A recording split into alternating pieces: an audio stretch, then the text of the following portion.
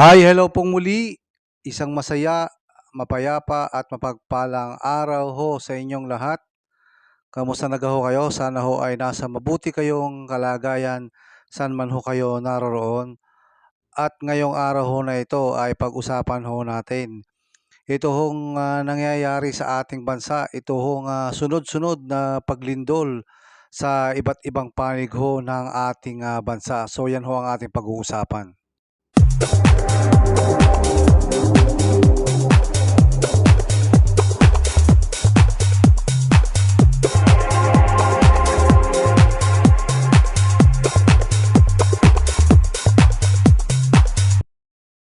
Nagbabalik pong muli itong aking YouTube channel na Eric's Vlog. Katulad ho ng aking nasabi ay atin hong pag-usapan. Ito hong sunod-sunod na nangyayaring paglindol dito ho sa ating bansang minamahal na Pilipinas dahil maya't maya ho ay nababalitaan natin na may mga recorded earthquake sa iba't ibang panig ho ng ating bansa. Hindi lang ho sa Visayas, sa Luzon, pati ho sa Mindanao ay sunod-sunod ho ang nangyayaring pagdindol, pagyanig at sobrang lalakas ho ng mga naitatalang dindol. At sa ngayon ho, ang isa sa pinakamalakas na naranasan nating dindol ho ay nangyari sa Manay, Davao Oriental na pumalo ho sa 7.4 magnitude. At ito ho ay naganap noong October 10, alas 9 ho ng umaga. Mas malakas ho itong nangyari sa Davao na 7.4 magnitude kung ikukumpara ho doon sa naganap ho na lindol sa Bogo, Cebu, kung saan ho ay ito'y pumalo lamang ng 6.9 magnitude. Pero ho itong nangyari sa Manay, Davao Oriental ay pumalo ho sa 7.4 magnitude. At base ho sa website ho ng PBOX, yun ho nga mga information ho doon ng mga naitatalang paglindol ay sobrang dami ho. Maya't maya ho ay lumilindol doon ho sa parte ng Davao Oriental ho na kung saan ay napakalakas ho ng pagyanig na naganap noong October 10, 2025. At bukod pa ho doon ay may mga malalakas din hong aftershock na naitala na nangyari ho nung isang araw na umabot ho sa mga 5 magnitude. So, ayun ho ang nangyayaring mga registered na paglindol sa Davao Oriental. So ito ho yung mapa ng Pilipinas na kung saan ho ay nandyan ho yung mga location ho na kung saan ay naganap po ang iba't ibang paglindol.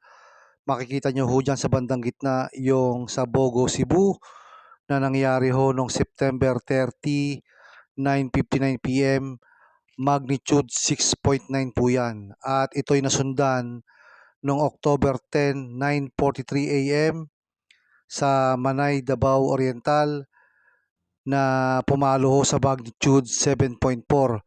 At nagkaroon na naman ho ng paglindol sa Manay, Davao Oriental noon hong October 10, 7:12 PM, magnitude 6.9 po ang lakas. So napakalalakas ho ng mga paglindol ho na yan.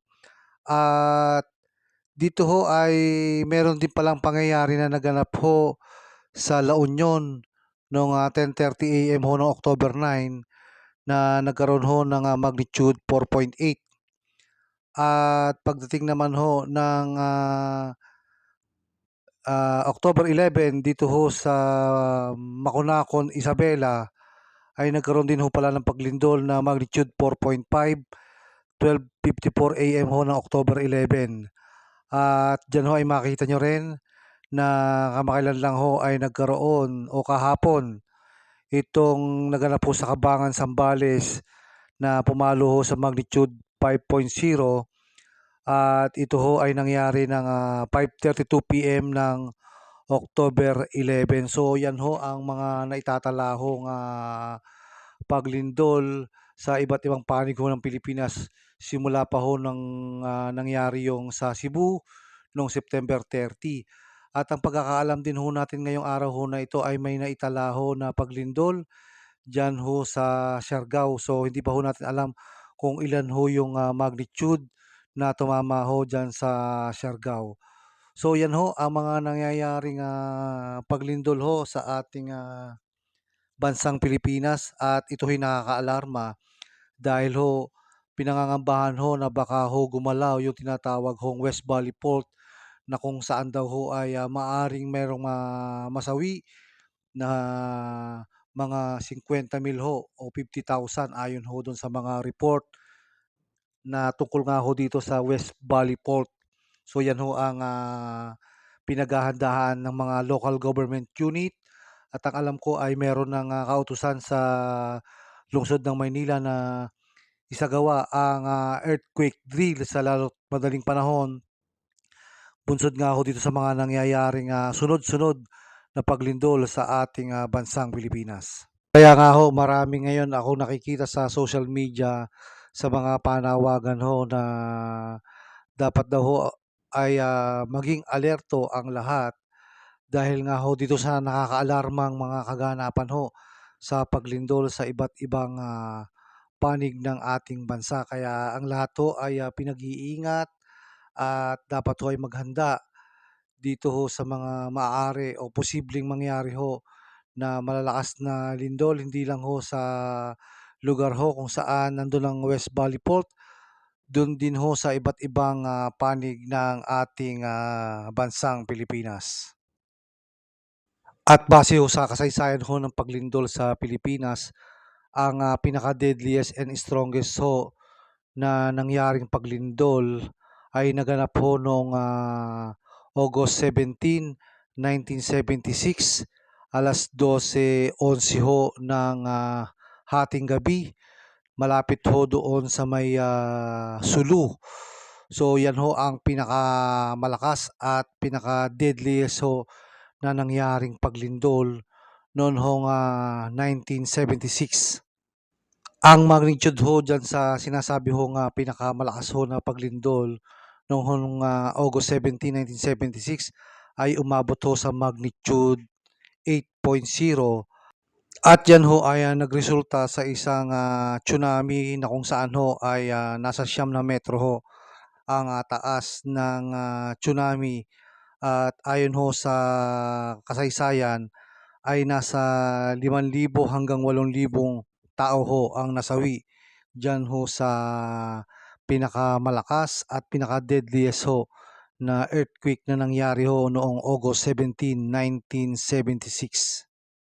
So yun ho ang naganap na pinakamalakas at pinaka-deadliest ho na earthquake sa kasaysayan ho ng mga paglindol sa ating bansang Pilipinas. So mag-ingat po tayong lahat at maging alerto po 24 oras dahil hindi ho natin alam kung kailan tatama o gagalaw muli ang malalakas ho na paglindol sa iba't ibang panig ho ng Pilipinas. So hanggang dito na lang po muna ang ating vlog ngayong araw po na ito. Maraming salamat po sa inyong panonood.